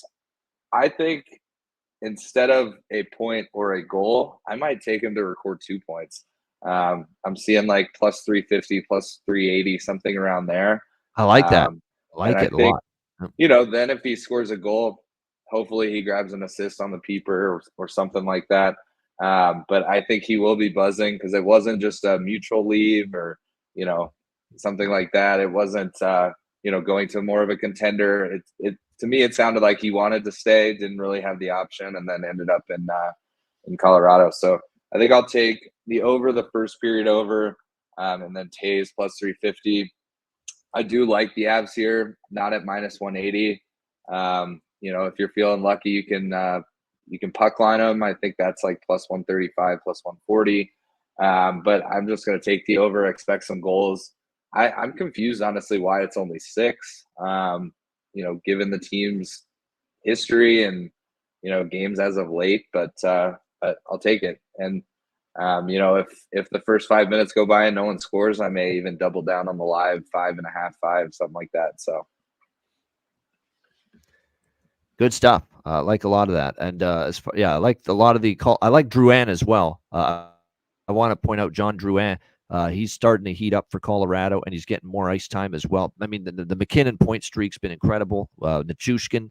And Devon Taves, by the way, has 5 points in the last 5 games. So he's actually coming into this game with a nice clip offensively as far as production. So now facing his old team, it's a good time to his current form. He's been producing as well, points from the blue line. So good things all around to look at as far as props go for this Islanders and Avs game tonight. All right, pretty interesting all-Canadian matchup is next up here. Ottawa, Vancouver, Canucks minus 145, home favorites, 6.5 the total in this game. Ottawa going on the road, where their record is only 4-8 this season. And, of course, Vancouver's been great at home. I actually had Ottawa I was interested. I do still have interest, by the way, in taking Ottawa here because I do feel 3 wins in their last 4 games, starting to put some better play together under Jacques Martin moving forward. And I like the way Ottawa's trending. But the worst thing that could have happened for anyone interested in Ottawa tonight or betting Ottawa in this game tonight is Vancouver losing to Philly in the last game 4-1. And this Vancouver team, they haven't just been good off a loss. They have been absolutely spectacular off a loss. You have to go back to November 16 and 18 against Calgary and Seattle to find the last time Vancouver lost 2 in a row. Since then, they lose to Colorado November 22nd. They win Seattle the next game. They lose to San Jose. They win against Anaheim the next game. They lose to Vegas. They win at Calgary the next game. They lose to New Jersey. They win against Minnesota the next game. They lose at Minnesota in a shootout. They beat Chicago the next game. They lose at Dallas in overtime. They beat San Jose the next game. They have just been absolutely phenomenal. Just absolutely trustworthy. Money in the bank, whatever term you want to use, as far as coming off a loss since the middle of November, especially under Rick Tocchet. So that's keeping me off Ottawa. Can't do it. I mean, Ottawa's playing better. That's bet on versus bet on, in my opinion. It's a bet on spot for the better team, Vancouver. But it's also an Ottawa team I've got circled to bet on. I think you're going to make money. Now, through the month of January, Ottawa will have a plus return on investment if you bet Ottawa every game. I really, truly believe that. I think they're going to go on a run. You can start to see better things moving forward from this team slowly but surely. But this is just not the right spot for me to want to take Ottawa with Vancouver off a loss. That track record of theirs off a loss has just been too damn strong. So it's probably going to be a pass for me in this game. What do you think here, Matt? Senators, Canucks. Yeah, I was just kind of looking into Demko because I think he's confirmed to start. He obviously did not play against Philly in that loss. But he's been on an absolute heater. His only loss in the month of December. Sorry, he had 2 losses. One was an OT loss against Dallas, and then he lost December 5th against New Jersey in a tough outing. But he's been great. He hasn't lost back-to-back games or anything like that in a long time. So I expect them to come out hot. I do agree with you. Ottawa is not a bad play. Maybe a plus 125 against almost any other team, but Vancouver coming off a loss, I wouldn't dabble with the sides here. I don't love the over either, just because Demko can, put up some big numbers. The over for the first period I'm seeing on most sites is 2. It is plus money, but it's 2. Yeah, I just don't like a lot here. I think Vancouver does get the win. So if you want to take Vancouver minus 145, that's not a bad money line. at home after a loss. But yeah, personally, I'll probably stay off this game, aside from maybe finding some props or something like that to get into.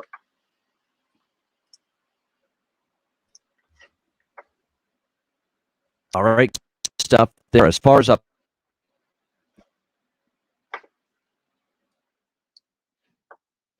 props for me, Batherson, he's good for me. He's been on a good run here game with Vancouver Canucks. So that's going to be fascinating to see if he keep it going. And then, yeah, as far as I'll tell you what, Josh, believe it or not, with Bluger, been really, really as far as their production lately. We'll see if that ends up continuing here tonight.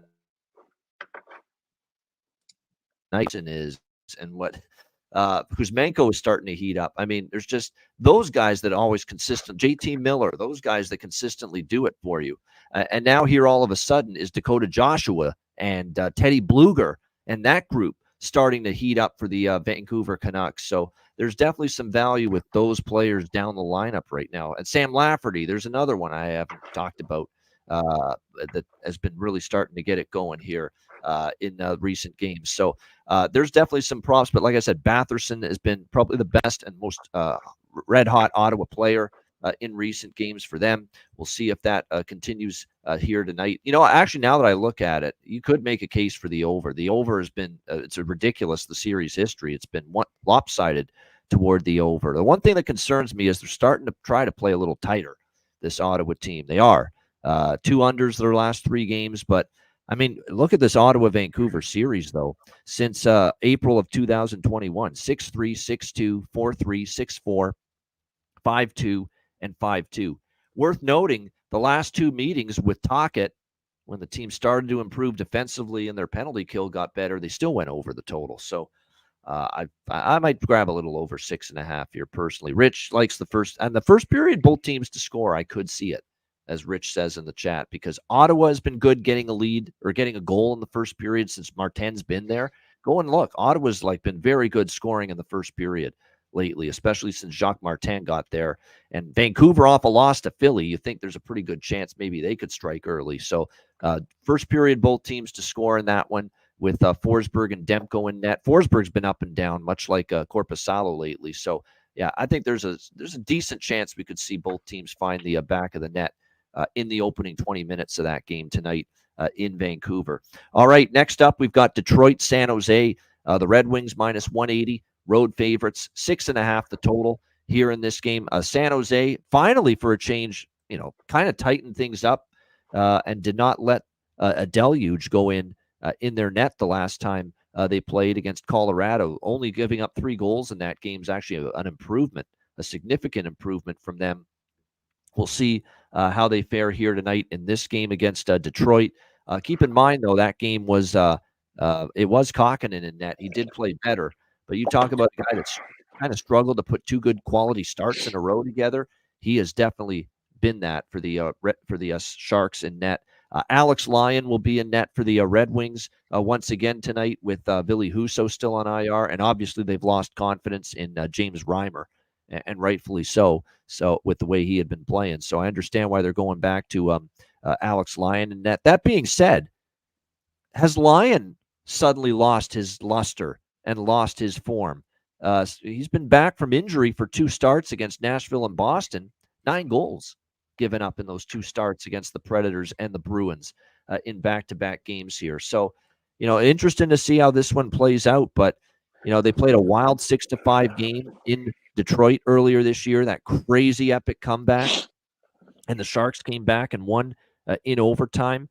In Detroit last year, they also went to OT. 3 of the last 4 head-to-head meetings have actually gone past regulation here with the Sharks and the Red Wings. So I'm going to sprinkle on the draw here with that recent series history. 3 of the last 4 have gone to overtime or a shootout between these 2 teams. And there are also 2 other bets that I really like here in this game. I still worry about that Shark blue line right now. and how they've been giving up goals, even though they were a little bit better. And the team total is now back in a price range where it's very reasonable. I like Detroit here, over 3.5, -128, their team total in this game. I'm also going to go over 6.5 here as well, because we have seen Lyon not look great in his first 2 starts since returning from injury for Detroit.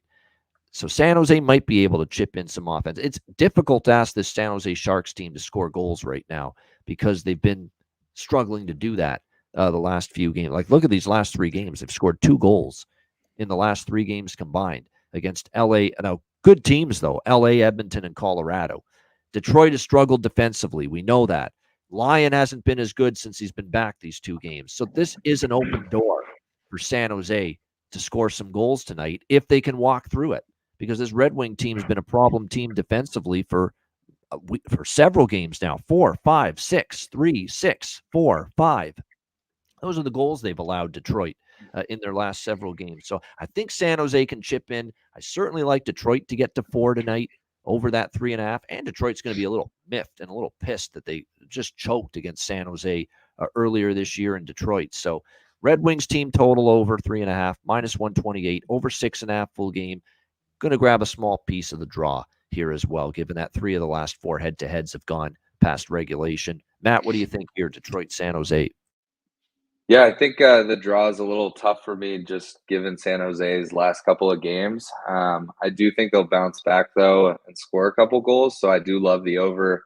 I love the Detroit over 3.5, but I do think they'll give up a few as well, so I do like that total over at 6.5.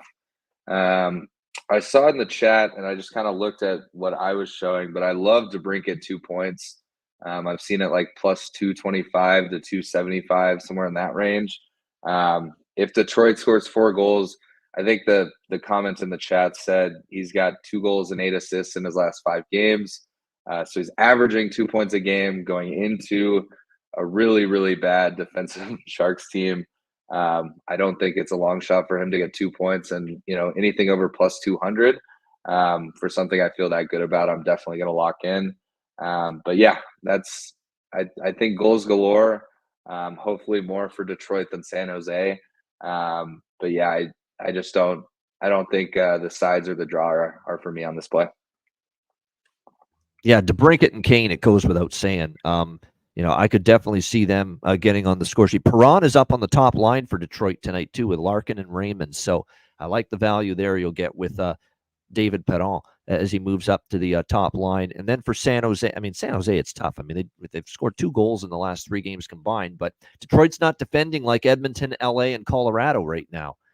So Detroit's been a miserable defensive team here this last week or 2. So that's why I'm going to put some stock, in San Jose, maybe being able to get out of the offensive doldrums here tonight against this Detroit Red Wings team. And if they do, I would probably look toward Zetterlund, Hoffman, Eklund, those top 6 players, because they have been, like, Zetterlund's got 2 goals in the last 4 games. He's got 2 of their last 4 goals they've scored as a team, Fabian Zetterlund. So that's probably my favorite look, as far as goal props on the San Jose side. You don't want to get too nuts with San Jose props right now with the way they're not scoring.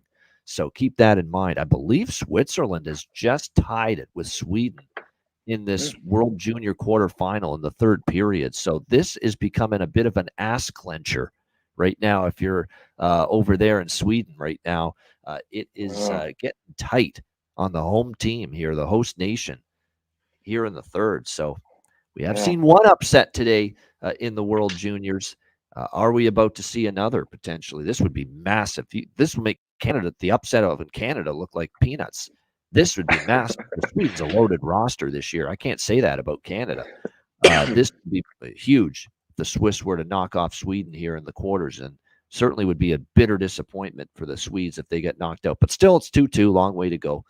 All right, so that's that game. Our final game now of this massive slate. It is the ESPN Plus second game of their doubleheader.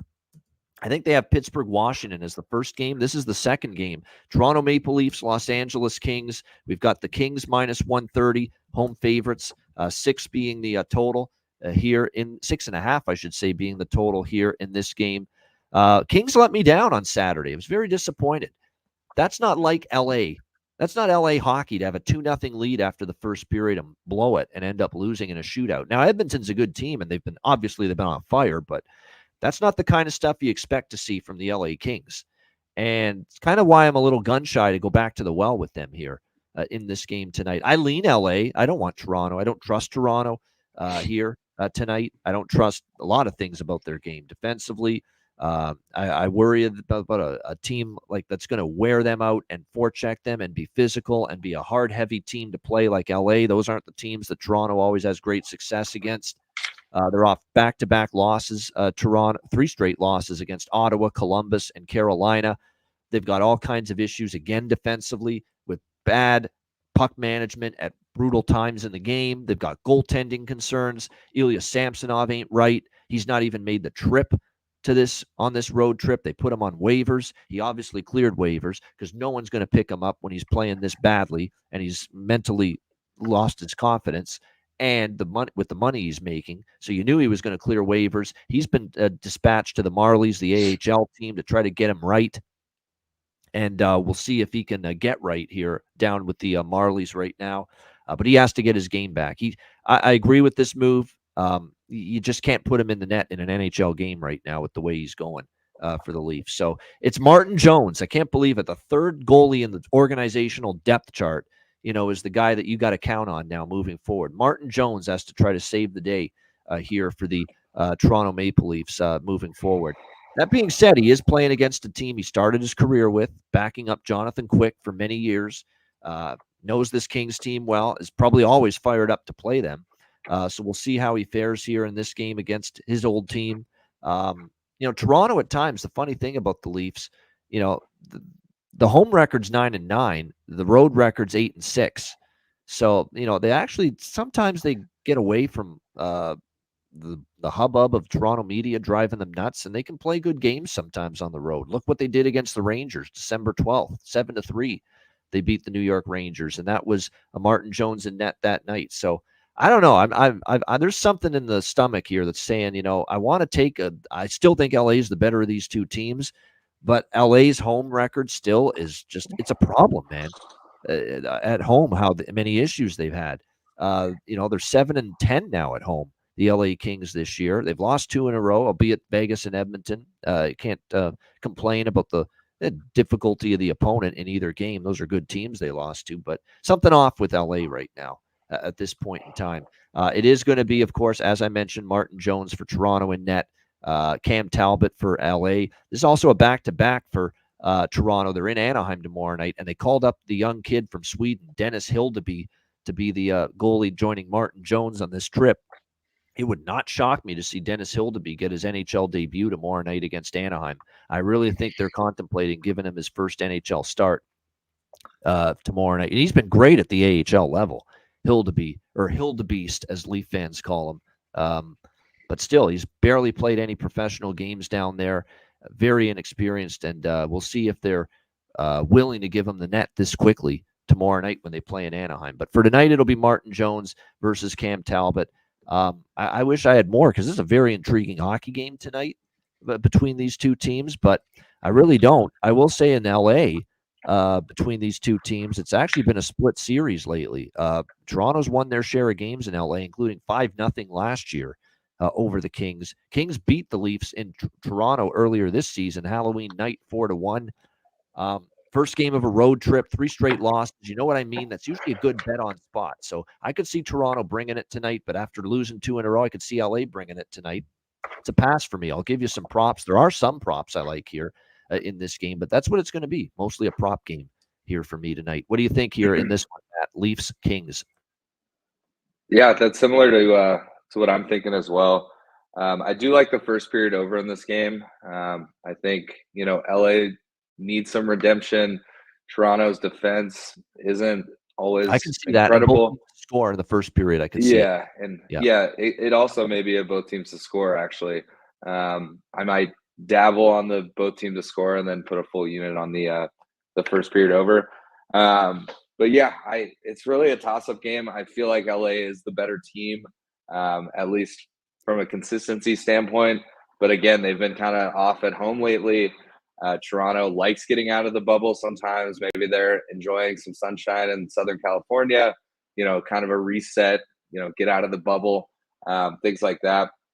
Austin Matthews being an Arizona kid, he's not far from home. Maybe he'll have some friends at the game. So you can always take a Austin Matthews prop. One prop that sticks out to me, just given LA, I believe they're one in the league. Yeah, first in on goal. Toronto's 24th in shots on goal allowed.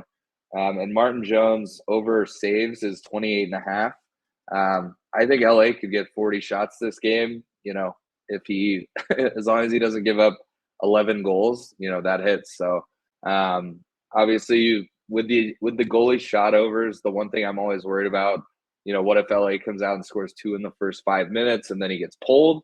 But given that they've got that young guy on the bench, I think it would have to really get out of hand for them to put him in a game, first NHL game, he's down 6-0 or something like that. So I don't think they'll pull Martin Jones unless there's a huge issue. So I love his saves over 28. And you mentioned he was a King earlier in his career, probably used to playing down there, loves the building, things like that. So I like that prop a lot. So. Yeah, this is a fascinating game. It's a good game, too, because we know the Kings are a good team, even though they've lost 2 in a row. The Leafs are capable of being a good team, but you just don't see it consistently enough from their D and their goaltending. It's not that their D has been horrible. It's they've made brutal mistakes with the puck at bad times. Like they have a lead, and they just, all of a sudden, they just give the puck to the other team, and there's a transition opportunity and an odd man rush given up all of a sudden. So that's the issue. It's the timeliness of the mistakes. They just make them at bad times in bad areas. It's not that they make a ton of them. It's that they make them in bad times of the game. And that's what's really hurt the Leafs here in some of these recent losses. And then they don't get a save, mostly from Samsonov lately. That doesn't help either. It's a good prop game. I like a couple of angles here. The two that stand out are Trevor Moore for the LA Kings. He was in the Leaf organization. He got traded when they got Muzzin years ago. I know he's been a little more up and down lately, but Trevor Moore against his old team here, or the organization he used to be with, I could see Trevor Moore having an impact. I'll throw one out at you that's under the radar. Nick Robertson for the Toronto Maple Leafs. He's a guy, and as you know, his brother Jason and Nick are from California. They went to LA Kings games growing up. Their parents had season tickets to the Los Angeles Kings. So Jason and Nick Robertson went to a shit ton of Kings games growing up, and that's probably what helped get them into hockey and helped get them into that sport. So it's kind of like a homecoming here for Nick Robertson of the Toronto Maple Leafs. And I believe he also scored in the last game. He's actually scored in back-to-back games against Carolina and Columbus. So I love it. That's actually one of my favorite prop looks tonight on the board. Nick Robertson, and you can find plus 600 at FanDuel, plus 600 at DraftKings, plus 620 at Betano. It was an absolutely great price given the situation. You have a guy that scored in back-to-back games and also is coming back home, close to home here in LA to play the Kings. Wonderful, wonderful scenario here and situational look there for Nick Robertson for the Leafs, maybe to find the back of the net tonight. And other than that, Nyes is always undervalued as long as he stays on the top line with Matthews and Marner. Of course, Matthews and Nylander and Marner have all been piling up points lately, especially Matthews, who has 19 points in the last 10 games. Nylander's got 21 points in the last 14 games. So there's some good props on that side. For LA, Kempe is heating up. I already mentioned Trevor Moore. I think playing as the team the organization that used to have him is going to get Trevor Moore all amped up tonight for the LA Kings. And he still does have 2 goals in the last 4 games for them. So there's some props that stand out to me here in this one tonight with the Toronto Maple Leafs and the Los Angeles Kings. All right, that is the Tuesday NHL card. Knew it would be a long show with 13 games, but we hope we packed it full of analysis, full of information. Hit the like button. 267 live viewers in the YouTube chat. We appreciate it very much. Thank you a million times over for your support. A reminder, patreon.com/iceguys, just $10 per month. It is worth it. Get on board. Daily cards, sides totals, player props posted there each and every day. Goalie charts, totals charts, and more bonus content. We're going to have bonus videos, shows, for Patreon members only here in the new year, as well as bonus impromptu betcasts, which will only be available to Patreon members to view and to be a part of. So that's coming in the new year. Just so much bonus content on the way. Make sure you get on board. Just $10 per month, and your $10 per month is going to help ensure the Ice Guys keeps on going for years and years to come, and that's our goal. We want to be doing this show for a very long time. Patreon.com/Ice Guys, just $10 per month. And again, check out the Ice Guys store as well. iceguys.myspreadshop.com. Get some gear and merch as well. All right, it is that time. Bargain bin special of the night. Matt, what have you handpicked here for your bargain bin special tonight? Yeah, it's something I liked coming onto the show, but you kind of doubled down on it, which I'm going to take as a sign from the betting gods. I'm going to take Dadonov anytime goal scorer in the Stars game.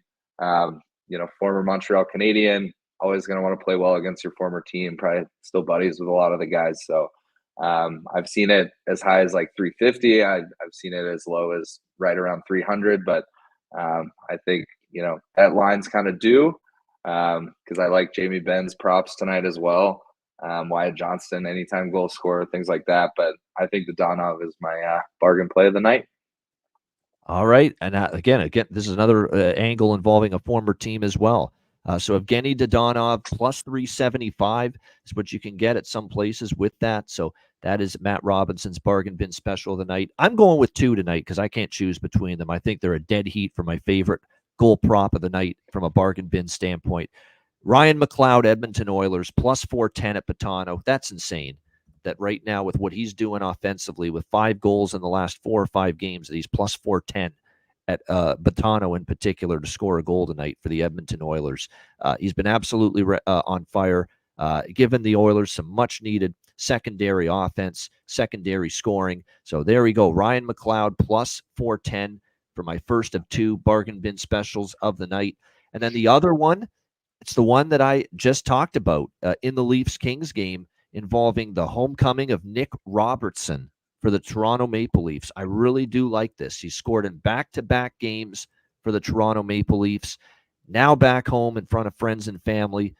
He's going to want to have a big night and make an impact. Plus 620 at Betano. You can get actually plus 650 at FanDuel for Nick Robertson of the Toronto Maple Leafs tonight to find the back of the net. So 2 bargain bin specials to kick off the new year. Ryan McLeod for Edmonton, plus 410. Nick Robertson for Toronto, plus 650 for bargain bin special of the night on this Tuesday NHL card. All right, time for best bets. Matt, what do you got? The best bets, I think, have been going good for everybody lately. What do you got here today for best bet? Yeah, so my best bet, I hope I'm not crowding Alex's style, but I'm going to take Dallas-Montreal first period over. I think there's going to be 3 or 4 goals in the first period. So that's my best bet of the night. There it is. Habs Stars over 1.5 first period for Montreal Dallas. You can get that at -1. I'd probably be in the -150 range around there. But yeah, Montreal Dallas first period over 1.5. Actually, -140 still out there at a few books. First period over for the Montreal Canadiens, Dallas Stars. Best bet for Matt Robinson. My best bet here for this Tuesday NHL card. Lots of interesting choices here tonight on the menu. But when it's all said and done, I'm going to go with the Detroit San Jose over 6.5. And scary, I know, because San Jose has not been lighting it up. But Detroit's been an over machine. This is probably the worst defensive team San Jose's played during this little rough patch they've had offensively. Lions struggled in the first 2 starts he's been back. There's a moment for San Jose to finally wake up a little bit offensively. It's tonight. And I think Detroit will certainly get theirs as far as goals tonight against San Jose. Offense hasn't been their problem. Defense has been their problem. I think both teams can do enough to get this game over the total. Red Wings and Sharks over 6.5 for my best bet for this Tuesday card. That'll wrap up this edition of the Ice Guys. Thanks to everyone for joining us. Hit the like button on the way out. A reminder, the Ice Guys is live 7 days a week. Monday to Friday, 2 p.m. Eastern, Saturday and Sunday, noon Eastern. If you can't watch the show live, download the Ice Guys podcast in audio form on all major podcast platforms. For Matt Robinson, I'm Ian Cameron. Have a great Tuesday night. Enjoy the games and good luck. And we are back with you tomorrow on Wednesday, 2 p.m. Eastern. Alex back in the saddle for another edition of the Ice Guys.